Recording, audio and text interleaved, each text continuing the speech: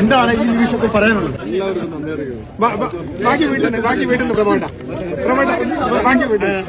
വലിയൊരു 20 വർഷമാണ് സ്വീകരണം കണ്ടാത്തൊന്നും രാജ്യത്തിന് വേണ്ടി എന്തോ വലിയ കാര്യം ചെയ്തിട്ട് വരുന്ന വരവാണെന്ന്. എടാ, ഒരു കൊച്ചിനെ കൊന്നിട്ട്, അതും ഡിസബിലിറ്റി ഉള്ള ഒരു കൊച്ചിനെ കൊന്നിട്ട് 20 വർഷം ജയിലിൽ കിടന്നിട്ട് വരുന്ന വരവാ.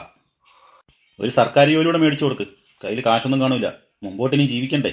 വർഷങ്ങൾക്ക് മുമ്പ് ഈ പറയുന്ന അബ്ദുൾ റഹീമിന് വേണ്ടി കേരളത്തിലെ ജനങ്ങൾ 34 കോടി രൂപയാണ് പിരിച്ചു കൊടുത്തത്. 34 കോടി. ഈ ഒരു കേസിൽ അദ്ദേഹം നിരപരാധിയാന്നുള്ള കാര്യങ്ങൾ അത്യാവശ്യം എല്ലാവർക്കും അറിയുന്നൊരു കാര്യമാണ്. ഇപ്പോഴും ആ സ്റ്റോറി അറിയാത്ത കുറേ ആൾക്കാരുണ്ട്. ഇന്നലെ ഇവൻ വന്നിട്ട് ഇതുപോലുള്ള പോസ്റ്റും കാര്യങ്ങളൊക്കെ ഇട്ടപ്പോൾ ഞാൻ തന്നെ ആലോചിച്ചു, നമ്മുടെ നാട്ടിൽ ഇങ്ങനെയും കുറേ ആൾക്കാരുണ്ടോ. അത് കഴിഞ്ഞപ്പോഴാണ് വേറൊരു പോസ്റ്റും കൂടെ കാണാനിടയായത്. ഇവനെ ഞാൻ പറയുന്നില്ല, ഞാൻ അവസാനം ആ ഒരു സ്റ്റോറി ഒന്ന് വെച്ച് തരാം, മനസ്സുള്ളവർ കാണുക. പിന്നെ നമ്മുടെ മെശകലയുടെ ഒരു പോസ്റ്റ് ഉണ്ടായിരുന്നു. അത് അതിനേക്കാളും രസകരമായിരുന്നു. ഇങ്ങനെ ഈ വർഗീയതയൊക്കെ പറഞ്ഞിട്ട് എന്ത് കിട്ടാനാണ്? നമ്മൾ മലയാളികളെല്ലാവരും കൂടെ ചേർന്നിട്ടാണ് 34 കോടി രൂപ നമ്മളെ കൊണ്ട് പറ്റുമെന്ന് നമ്മൾ തെളിയിച്ചതാണ്. പിന്നെ അതുപോലെ തന്നെ ബോച്ചയും ഇതിനുവേണ്ടി ശരിക്കും ഹാർഡ് വർക്ക് ചെയ്തിട്ടുണ്ടായിരുന്നു. 20 വർഷം ജയിലിൽ നിന്ന് കടന്നിട്ട് വന്നതാണ് അദ്ദേഹം. ഈ പറയുന്നവനൊക്കെ ഒരാഴ്ച ഒരു റൂമിൽ ഇരിക്കാൻ പറ്റുമോ? ഒരാഴ്ച ഒരു റൂമിൽ ഇരിക്കാൻ പറ്റുമോ? എനിക്ക് തോന്നുന്നില്ല. ഇതുപോലിരുന്ന് വിവരക്കേട് പറയാനേ അറിയത്തുള്ളൂ. നമ്മൾ മലയാളികൾ അത്രയും കഷ്ടപ്പെട്ടു. ഇപ്പോൾ എവിടെ ചെന്നാലും, ഇപ്പോൾ ഏത് ന്യൂസ് എടുത്ത് നോക്കിയാലും നമുക്ക് മലയാളികൾക്ക് അഭിമാനിക്കാം. ഉള്ള കാര്യം തുറന്നു പറയാമല്ലോ. കാരണം 34 കോടി രൂപ നമ്മൾ അറേഞ്ച് ചെയ്ത് കൊടുത്തത്. അവിടെ ഹിന്ദുവെന്നോ മുസ്ലിമെന്നോ ക്രിസ്ത്യാനോ ഒന്നുമില്ല, ജാതി മതം ഒന്നുമില്ല, പാർട്ടി ഒന്നുമില്ല. എല്ലാവരും ഒറ്റക്കെട്ടായിട്ടാണ് നിന്നത്. ഇവനെപ്പോലുള്ള വിവരക്കേടിനോടൊന്നും പറഞ്ഞിട്ടും കാര്യമില്ല. പിന്നെ ഞാൻ അതിൻ്റെ ഒരു ചെറിയൊരു ന്യൂസ് വെച്ച് തരാം, നിങ്ങൾ അതും കൂടെ ഒന്ന് കണ്ടിട്ട് നിങ്ങളുടെ അഭിപ്രായം ഇവന്മാർക്ക് കൊടുക്കുന്നതായിരിക്കും നല്ലത്. വിശകലയ്ക്കും പിന്നെ ഈ നാറിക്കും. ഞാൻ അത്രേ പറയുന്നുള്ളൂ. പലർക്കും ഒരു തെറ്റിദ്ധാരണയുണ്ട് എന്താണ് അബ്ദുൾ റഹീമിന് അവിടെ സംഭവിച്ചത് എന്നുള്ളത്. സൗദിയിൽ 2006 നമ്മുടെ ഈ അബ്ദുൾ റഹീം ഒരു ഡ്രൈവർ വേക്കൻസിയിൽ പോകുന്നത്. ആ സമയത്ത് അവിടെ അദ്ദേഹത്തിന് അൽ അസീസി ഏരിയയിലെ ഒരു ഹൈപ്പർ പണ്ട മാർക്കറ്റ് സമീപിച്ചൊരു അപകടം ഉണ്ടാകുന്നുണ്ട്. ആ അപകടത്തിലാണ് അദ്ദേഹത്തിനോടൊപ്പം ആ വാഹനത്തിൽ സഞ്ചരിച്ചിരുന്ന അദ്ദേഹത്തിന്റെ സ്പോൺസറുടെ മകൻ, 15 വയസ്സുള്ള മകൻ, നേരത്തെ തന്നെ ഒരു അപകടത്തിൽപ്പെട്ട് അദ്ദേഹത്തിന്റെ ചലനശേഷിയൊക്കെ നഷ്ടപ്പെട്ടിരുന്നതാണ്. വൈദ്യോപകരണങ്ങളുടെ സഹായത്തോടു കൂടി മാത്രമാണ് ഈ 15 വയസ്സുള്ള അനസ് എന്ന് പറയുന്ന ഒരു കുട്ടി, ആ കുട്ടി ഈ ഡ്രൈവറായ നമ്മുടെ അബ്ദുൾ റഹീമിനോടൊപ്പം സഞ്ചരിക്കുമ്പോൾ ട്രാഫിക് സിഗ്നലിൽ വണ്ടി നിർത്തി. ആ സമയത്ത് വളരെ പെട്ടെന്ന് ഈ അനസ് ആ സിഗ്നൽ ലംഘിച്ചു പോകാൻ പറഞ്ഞപ്പോൾ അബ്ദുൾ റഹീം അത് കഴിയില്ല എന്ന് പറഞ്ഞു. പക്ഷെ ആ സമയത്ത് വളരെ രോഷാകുലനാവുകയും അങ്ങനെ വല്ലാത്ത രീതിയിൽ പ്രതികരിക്കുകയും ചെയ്തു. ആ സമയത്ത് കൈതട്ടിയാണ് അബദ്ധത്തിൽ ഈ വൈദ്യോപകരണത്തിൻ്റെ ഒരു ഭാഗം വിട്ടുപോകുന്നു. ആ സമയത്താണ് ശ്വാസം കിട്ടാതെ ബുദ്ധിമുട്ടുന്നത്. വളരെ പെട്ടെന്ന് തന്നെ ആശുപത്രിയിലേക്ക് എത്തിക്കുന്നുണ്ട് അബ്ദുൾ റഹീം. പക്ഷേ അവിടെ എത്തുമ്പോഴേക്കും മരണം സംഭവിക്കുകയാണ് ചെയ്യുന്നത്. യഥാർത്ഥത്തിൽ അബ്ദുൾ റഹീം ഈ കുട്ടിയുടെ ജീവൻ എടുക്കാൻ വേണ്ടി കരുതിക്കൂട്ടി ചെയ്തൊരു കൊലപാതകമേ അല്ല. അതൊരു കയ്യബദ്ധത്തിൽ അന്ന് അവിടെ സംഭവിച്ചു പോയതാണ് ഒരു യാത്രാവേളയിൽ. അതും ഈ കുട്ടിയെ തന്നെ നോക്കുന്ന ചുമതലയായിരുന്നു 1 മാസമായിട്ട് നിർവഹിച്ചുകൊണ്ടിരുന്നത്. ആർക്കും ഒരു പരാതി ഉണ്ടായിരുന്നില്ല.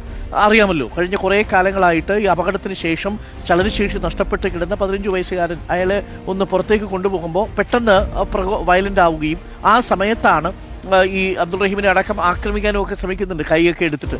ആ സമയത്ത് വണ്ടി ഓടിക്ക് പോകാൻ പറ്റില്ല. പ്രേക്ഷകർക്ക് അറിയാവുന്ന പോലെ സൗദിയിലെ ട്രാഫിക് നിയമങ്ങൾ വളരെ കർക്കശമുള്ള ട്രാഫിക് നിയമങ്ങളാണ്. ലംഘിച്ചു പോകാനും കഴിയാത്ത സാഹചര്യമുണ്ട്. അതുകൊണ്ട് ഏതെങ്കിലും തരത്തിൽ അബ്ദുൾ റഹീം ദുരുദ്ദേശത്തോടു കൂടി ഈ കുഞ്ഞിനെ അപായപ്പെടുത്തിയതാണെന്ന് നിങ്ങൾ ആരും ധരിക്കേണ്ട. നമുക്ക് ലഭിക്കുന്ന വിവരമനുസരിച്ച് അത് ഒരു യാത്രാമധ്യയിൽ സംഭവിച്ചു പോയ ഒരു കയ്യബദ്ധം മാത്രമായിരുന്നു. പക്ഷെ അതിൻ്റെ പേരിൽ അബ്ദുൾ റഹീമിന് 20 വർഷം, അതാണ് സൗദിയിലെ നിയമം. നമുക്കൊന്നും ചെയ്യാൻ കഴിയില്ലല്ലോ, അവിടുത്തെ പൗരൻ്റെ കുട്ടിയാണ്. അപ്പോൾ അതുകൊണ്ട് തന്നെ 20 വർഷം 15 വയസ്സുള്ള കുഞ്ഞ് കയ്യബദ്ധത്തിൽ ഇങ്ങനെ ജീവൻ നഷ്ടപ്പെട്ടു പോകുമ്പോൾ 20 വർഷമാണ് ജയിലിൽ കിടക്കേണ്ടി വരുന്ന സാഹചര്യം ഉണ്ടായത്. പല രീതിയിലും വാദിച്ചെങ്കിലും അവിടുത്തെ നിയമമനുസരിച്ച് ഒന്നുകിൽ ആ കുടുംബം ദിയാധനം സ്വീകരിച്ച് വേണം. വധശിക്ഷയിൽ നിന്ന് ഒഴിവായി അത് 20 വർഷത്തെ ശിക്ഷയായിട്ട് കുറയുന്നു.